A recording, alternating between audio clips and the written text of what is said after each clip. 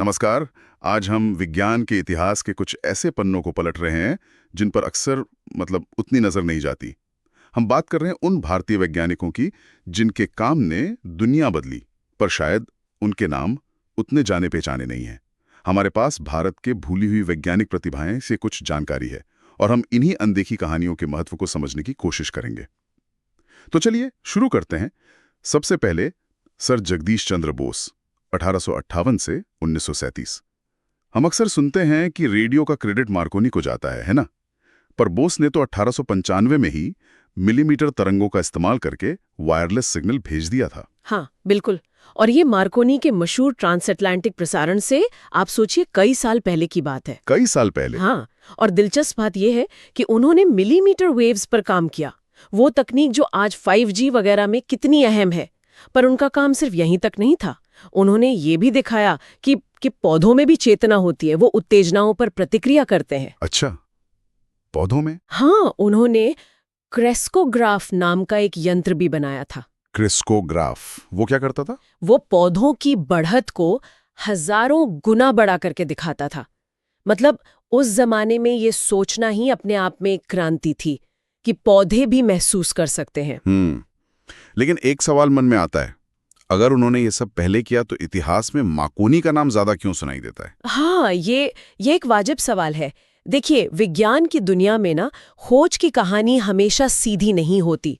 हो सकता है बोस अपने काम के कमर्शियल पहलू पर या उसके प्रचार पर उतना ध्यान न दे पाए हों जितना मार्कोनी ने दिया। अच्छा। हाँ, तो इससे ये भी पता चलता है कि कभी-कभी सिर्फ आविष्कार करना काफी नहीं होता, उसे दुनिया के सामने सही तरीके से पेश करना, उसका पेटेंट कराना, ये सब भी जरूरी है। क्रेडिट अक्सर उसे मिल जाता है जो इसे बेहतर तरीके से, आप कह सकती हैं, मार्केट कर पाता है। सही कहा, ये पहलू भी महत्वपूर्ण है। अच्छा, अब बोस नाम का जिक्र आया है तो एक और बोस हैं, सत्येंद्र नाथ बोस, 1894-1974। इनका काम तो क्वांटम फिजिक्स की दुनिया में है, आइंस्टीन के साथ। बिल्कुल, सत्येंद्र नाथ बोस, उन्होंने कणों के बर्ताव को समझने का एक बिल्कुल नया तरीका दिया, जिसे आज हम बोस आइंस्टाइन स्टैटिस्टिक्स कहते हैं। बोस आइंस्टाइन स्टैटिस्टिक्स, थोड़ा सरल शब्दों में समझाएंगी? हाँ, मतलब ये थ्योरी बताती है कि कुछ खास किस्म के कण, जिन्हें बाद में बोसॉन कहा गया, वो एक ही एनर्जी लेवल पर एक साथ कैसे रह सकते हैं। ये थोड़ा टेक्निकल है, पर लेजर, सुपर कंडक्टिविटी जैसी चीजों को समझने के लिए ये बुनियाद है। और बोसॉन कण का नाम उन्हीं के सम्मान में रखा गया? जी हाँ, और ये बहुत बड़ी बात है। सोचिए, प्रकृति के जो मूल कण हैं, उनमें से एक पूरा वर्ग, जैसे फोटॉन जो रोशनी का कण है, उस वर्ग का नाम ही उनके नाम पर है, बोसॉन। ये उनके काम की गहराई दिखाता है। कमाल है। हाँ, जब आइंस्टाइन ने उनका पेपर पढ़ा तो वो फौरन समझ गए कि ये कितना महत्वपूर्ण है। उन्होंने खुद उसका जर्मन में अनुवाद किया और छपवाया। इसने क्वांटम फिजिक्स की दिशा ही बदल दी। वाह, मतलब एक बोस ने पौधों की छिपी हुई दुनिया खोली और दूसरे ने क्वांटम कणों के राज। लेकिन विज्ञान का असर सिर्फ लैब तक या थ्योरी तक ही तो सीमित नहीं रहता है ना? हमारे स्रोतों में एक और नाम है, डॉक्टर अय्यथन गोपालन, 1861 से 1948। हाँ, और ये एक बहुत जरूरी पहलू सामने लाता है।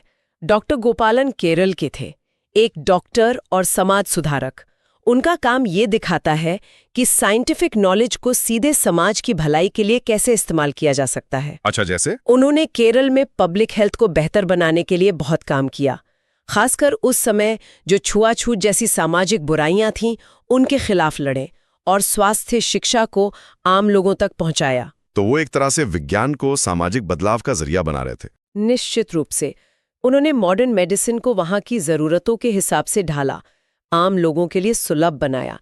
उनका काम हमें याद दिलाता है कि विज्ञान सिर्फ बड़ी बड़ी खोजें या जटिल सिद्धांत ही नहीं है, बल्कि ये लोगों की जिंदगी बेहतर बनाने, सेहत सुधारने और सामाजिक न्याय के लिए भी एक ताकतवर औजार है। उनका योगदान शायद क्वांटम फिजिक्स जितना चर्चा में ना रहा हो, पर जमीनी स्तर पर उसका असर बहुत गहरा था। तो फिर इन अलग अलग क्षेत्रों के दिग्गजों की कहानियों से, जिनका जिक्र हमारे स्रोतों में है, आज हम क्या समझ सकते हैं? ये सिर्फ इतिहास की बातें तो नहीं है? बिल्कुल नहीं। ये कहानियां हमें बताती हैं कि भारत की वैज्ञानिक विरासत कितनी विविध और गहरी है। इन वैज्ञानिकों का जुनून, उनकी ओरिजिनल सोच और तमाम मुश्किलों के बावजूद उनका काम, वो आज भी प्रेरणा देता है।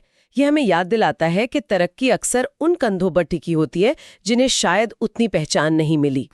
उनकी कहानियां हमें वैज्ञानिक सफलताओं को एक ज्यादा संतुलित नजरिए से देखना सिखाती हैं कि ये अक्सर एक सामूहिक कोशिश होती है जिसमें कई गुमनाम हीरो भी शामिल होते हैं। तो आज हमने सर जगदीश चंद्र बोस के वायरलेस और पौधों पर किए गए अद्भुत काम को समझा, सत्येंद्र नाथ बोस के क्वांटम फिजिक्स में मौलिक योगदान और बोसोन कण को जाना, और डॉक्टर अय्यथन गोपालन के जरिए विज्ञान के सामाजिक और मानवीय चेहरे को देखा।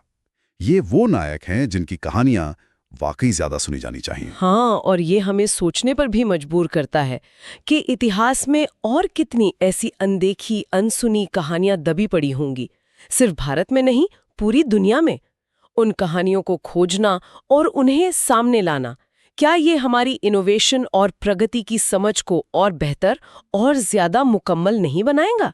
ये सवाल वाकई सोचने लायक है।